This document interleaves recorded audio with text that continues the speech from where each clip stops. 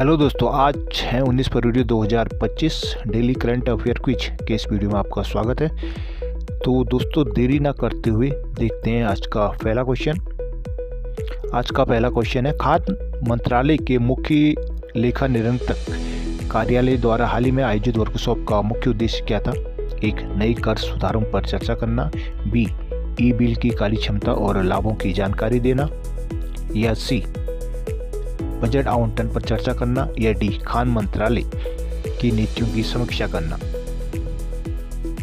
Answer है ई bill की कार्यक्षमता और लाभों की जानकारी देना। खान मंत्रालय के मुख्य लेखा नियंत्रक सीसीए कार्यालय ने हाल ही में सीसीए की अध्यक्षता में एक वर्कशॉप आयोजित की थी। इसमें ई बिल प्रणाली की कार्यक्षमता और उनके लाभों पर जानकारी दी गई थी। यह डिजिटल प्लेटफॉर्म बिलिंग प्रक्रिया को आसान, पारदर्शी और कुशल बनाने में मदद करता है। कार्यशाला का जो उद्देश्य था वो हितधारकों को ई बिलिंग के व्यवहारिक लाभों से उनको अवगत कराना था। अगला क्वेश्चन है, भारत के 26वें मुख्य चुनाव आयुक्त के रूप में किसे नियुक्त किया गया है? ऑप्शन है ए, राजीव कुमार, बी, नृपेंद्र मिश्रा, या सी, ज्ञानेश कुमार, या डी, सैयद अकरबुद्दीन। तो आंसर है सी, ज्ञानेश कुमार। भारत के 26वें मुख्य चुनाव आयुक्त सीईसी के रूप में ज्ञानेश कुमार को नियुक्त किया गया है। वह राजीव कुमार का स्थान लेंगे जो 18 फरवरी को रिटायर हो रहे हैं। प्रधानमंत्री नरेंद्र मोदी की अध्यक्षता में गठित 3 सदस्यीय चयन समिति ने उनके नाम की सिफारिश की है, जिन्हें राष्ट्रपति द्रौपदी मुर्मू ने इसकी मंजूरी दे दी है। भारतीय निर्वाचन आयोग के बारे में कुछ अतिरिक्त जानकारी देख ली जाए। निर्वाचन आयुक्त एक स्वायत्त और अर्ध न्यायिक संस्थान है जिसका गठन भारत में स्वतंत्र और निष्पक्ष रूप से विभिन्न भारत के प्रतिनिधिक संस्थान, लोकसभा, राज्यसभा, विधानसभा, राज्य विधानसभाओं में चुनाव कराना है। भारतीय चुनाव आयोग की स्थापना 25 जनवरी 1950 को हुई थी। आयोग में वर्तमान में एक मुख्य चुनाव आयुक्त और 2 चुनाव आयुक्त होते हैं। जब यह पहले 1950 में निर्मित बना था तब से लेकर 15 अक्टूबर 1989 तक केवल एक चुनाव आयुक्त ही था। यह एकल सदस्यीय निकाय थी, जबकि 16 अक्टूबर 1989 से 1 जनवरी 1990 तक इसमें PRV शास्त्री मुख्य निर्वाचन आयुक्त और निर्वाचन आयुक्तों के रूप में SS धनोआ और BS सहगल सहित इसको 3 सदस्यीय बनाया गया था। लेकिन फिर 2 जनवरी 1990 से 30 सितंबर 1993 तक यह एक बार फिर एकल सदस्यीय निकाय बन गया था। लेकिन फिर 1 अक्टूबर 1993 से यह फिर 3 सदस्यीय निकाय बना हुआ है। वर्तमान में इसमें 3 सदस्य हैं। अगला क्वेश्चन है, भारत सरकार द्वारा लॉन्च की AI फॉर एंटरप्रेन्योरशिप पहल के तहत कितने लाख युवाओं को प्रशिक्षित करने का लक्ष्य रखा गया है?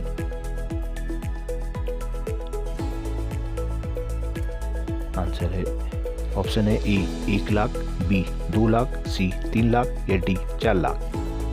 आंसर है इसका ए, 1 लाख।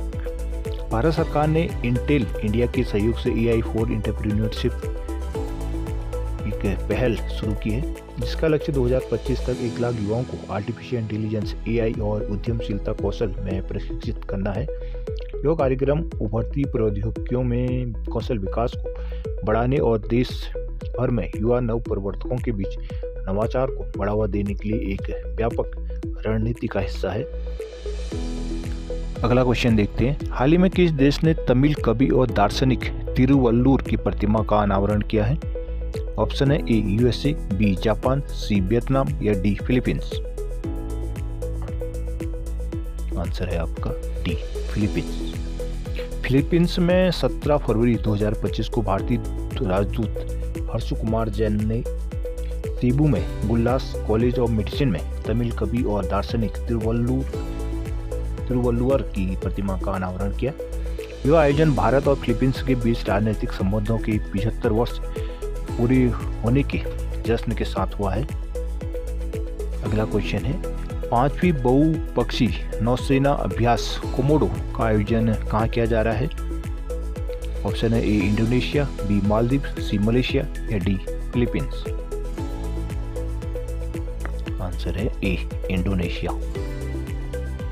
इंडोनेशिया में नौसेना द्वारा आयोजित 5वीं बहुपक्षीय नौसेना अभ्यास कोमोडो MNEK 2025 का आयोजन 16 फरवरी से इंडोनेशिया की बाली में शुरू हुआ है, जो 22 फरवरी तक जारी रहेगा। इस एक्सरसाइज में यूएस, रूस, चीन, भारत, ऑस्ट्रेलिया और सिंगापुर सहित 39 देश शामिल हो रहे हैं, जिसमें 34 विदेशी युद्धपोत और 18 इंडोनेशियाई नौसेना के युद्धपोत भाग ले रहे हैं। इस वर्ष के अभ्यास का जो विषय है वो है शांति और स्थिरता के लिए समुद्री साझेदारी। अगला क्वेश्चन है, हाल ही में यूके में मानद नाइटहुड की उपाधि से किसे नवाजा गया? ऑप्शन है ए अमित शाह, बी रघुराम राजन या सी एन चंद्रशेखर या डी अरविंद केजरीवाल। आंसर है सी एन चंद्रशेखरन। टाटा समूह के अध्यक्ष एन चंद्रशेखरन को यूके भारत व्यापार संबंधों को बढ़ाने में उनके महत्वपूर्ण योगदान के लिए यूके में मानद नाइटहुड, विशेष रूप से ब्रिटिश साम्राज्य सिविल डिवीजन के सबसे उत्कृष्ट ऑर्डर से या सम्मान से सम्मानित किया गया है। इस मान्यता की घोषणा यूके सरकार द्वारा 14 फरवरी 2025 को की गई थी। अगला क्वेश्चन है, ग्रेव हॉक हाइब्रिड सतह से हवा में मार करने वाली मिसाइल प्रणाली किस देश द्वारा विकसित की गई है? ऑप्शन है ए रूस, बी संयुक्त राज्य अमेरिका, सी ब्राजील या डी यूनाइटेड किंगडम। आंसर है डी यूनाइटेड किंगडम। यूक्रेन ने रूस के मिसाइल हमलों का मुकाबला करने के लिए ग्रेव हॉक हाइब्रिड सतह से हवा में मार करने वाली मिसाइल प्रणाली हासिल की है। इसे यूनाइटेड किंगडम द्वारा विकसित किया गया है। यह कम दूरी के खतरों, विशेष रूप से तेज गति से चलने वाली हवाई वस्तुओं को निशाना बनाता है। मिसाइल की स्पीड 2.5 मैक तक पहुंच सकती है और यह 12 मील या 18 किलोमीटर तक के लक्ष्य को निशाना बना सकती है। यह मुख्य रूप से ड्रोन, क्रूज मिसाइल और कम दूरी में उड़ान भरने वाले विमानों के खिलाफ काफ़ी प्रभावी है। अगला क्वेश्चन है, कतर्निया घाट वन्यजीव अभ्यारण्य किस राज्य में स्थित है? ऑप्शन है ए महाराष्ट्र, बी उत्तर प्रदेश, सी मध्य प्रदेश या डी गुजरात। आंसर है बी उत्तर प्रदेश। भारत नेपाल सीमा के पास कतर्निया घाट वन्यजीव अभ्यारण्य में 45 से 50 वर्षीय एक नर हाथी को का शव मिला था, जिसके कारण यह बहरहाल चर्चाओं में है। कतर्निया घाट वन्यजीव अभ्यारण्य उत्तर प्रदेश के ऊपरी गंगा के मैदान में एक संरक्षित क्षेत्र है। यह 1987 में प्रोजेक्ट टाइगर का हिस्सा भी बना था। दुधवा टाइगर रिजर्व का यह एक मुख्य क्षेत्र भी है। अभ्यारण्य में साल और सागौन के जंगल, घास के मैदान, दलदल और आर्द्र भूमि के साथ एक नाजुक पारिस्थितिकी तंत्र भी मौजूद है। अगला क्वेश्चन है, खसरा रोग जो हाल में समाचारों में रहा है किस एजेंट के कारण होता है? ऑप्शन है ए बैक्टीरिया, बी वायरस, सी कवक या डी प्रोटोजोआ। आंसर है बी वायरस। खसरा एक अत्यधिक संक्रामक वायरस है जो कम टीकाकरण दरों और अंतर्राष्ट्रीय यात्रा के कारण अमेरिका की विशेष रूप से टेक्सास में फिर से हो रहा है। यह एक वायुजनित रोग है जो पैरामाइक्सो वायरस के कारण होता है, जो सीधे संपर्क हवा के माध्यम से फैलता है। वायरस श्वसन पथ को संक्रमित करता है और गंभीर जटिलताओं के कारण यह मृत्यु का कारण भी बन सकता है। खसरा के लक्षण 4 से 7 दिनों के भीतर तेज बुखार से शुरू होता है और इसके बाद पहले खांसी, फिर बहती नाक, लाल आंखें और मुंह में सफेद दाग दिखाई देते हैं। चेहरे और गर्दन में भी दाने दिखाई देते हैं। फिर पूरे शरीर में यह दाने फैल जाते हैं और जो लगभग 5 से 6 दिनों तक रहता है और फिर अचानक से गायब से हो जाता है। अगला क्वेश्चन है, प्रतिवर्ष किस दिन को विश्व पर्यटन लचीलापन दिवस के रूप में मनाया जाता है? ऑप्शन है ए 15 फरवरी, बी 16 फरवरी, सी 17 फरवरी या डी 18 फरवरी। आंसर है सी 17 फरवरी।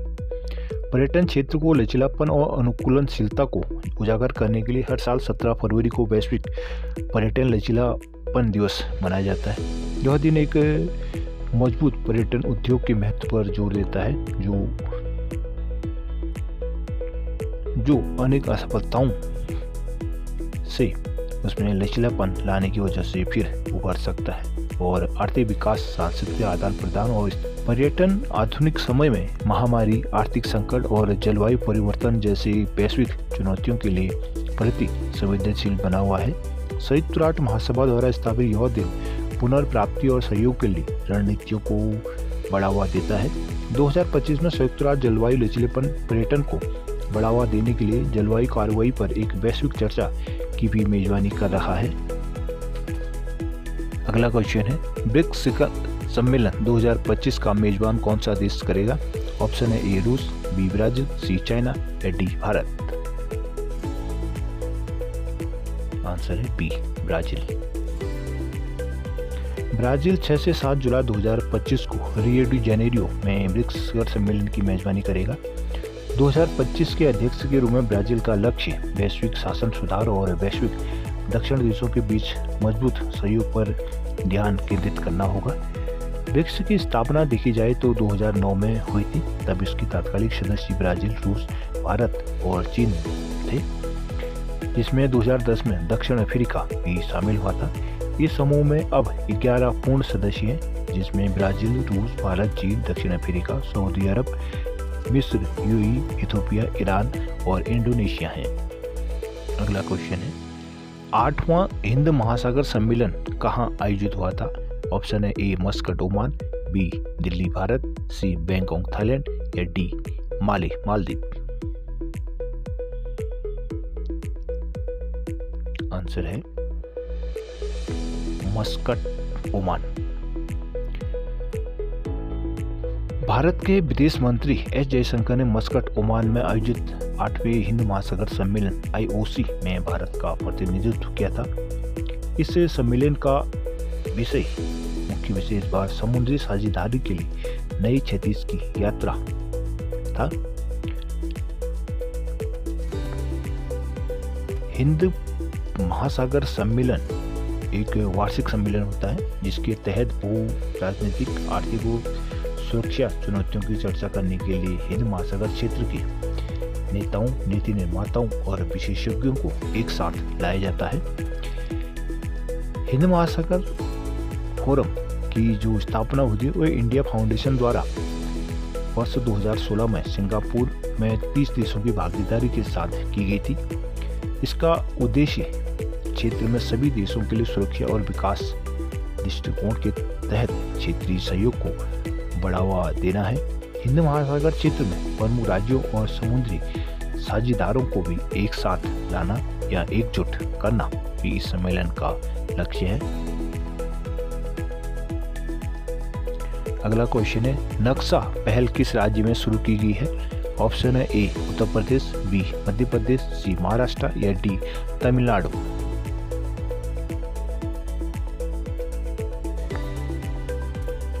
आंसर है बी।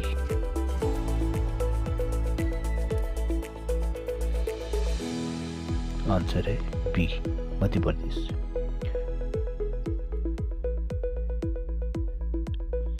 केंद्रीय ग्रामीण विकास और कृषि एवं किसान कल्याण मंत्री श्री शिवराज सिंह चौहान ने मध्य प्रदेश के रायसेन सांची में आयोजित समारोह में राष्ट्रीय भू स्थानिक ज्ञान आधारित शहरी आवास भू सर्वेक्षण या नक्शा कहा जाए तो national geospatial knowledge based land survey of urban habitation कार्यक्रम का शुभारंभ किया था।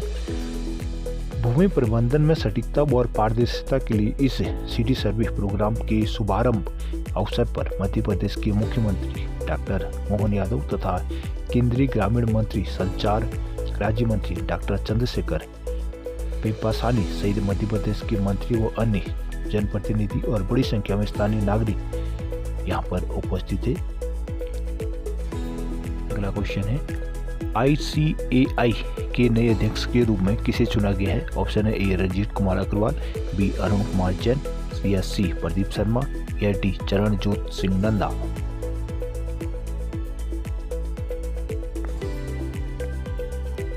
आंसर है डी, चरणजोत सिंह नड्डा। चरणजोत सिंह नड्डा एक प्रखर शब्दकार और एक वाक्पटु वक्ता हैं, जिनकी विचार प्रक्रिया एक समाज हितैषी है। चरणजोत सिंह नड्डा एफसीए को 2025-26 के कार्यकाल के लिए institute of chartered account of India के 73वें अध्यक्ष के रूप में चुना गया है। सीए चरणजोत सिंह नड्डा वास्तव में विनम्र स्वभाव के हैं।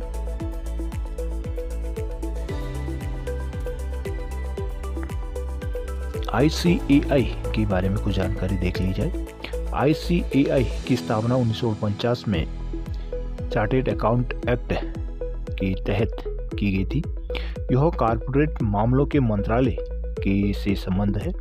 यह भारत में वित्तीय फर्मों को बनाए रखने, पेशेवरों को स्वामित्व को सुनिश्चित करने और चार्टेड अकाउंटेंसी को परिभाषित करने में महत्वपूर्ण भूमिका निभाता है।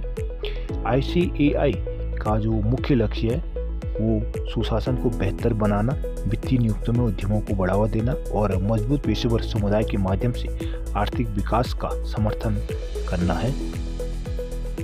तो आज 19 फरवरी 2025 के महत्वपूर्ण करंट अफेयर। आशा करता हूँ ये वीडियो आपके लिए लाभदायी साबित होंगी, इसलिए चैनल को सब्सक्राइब जरूर कर लीजिएगा। And thanks for watching.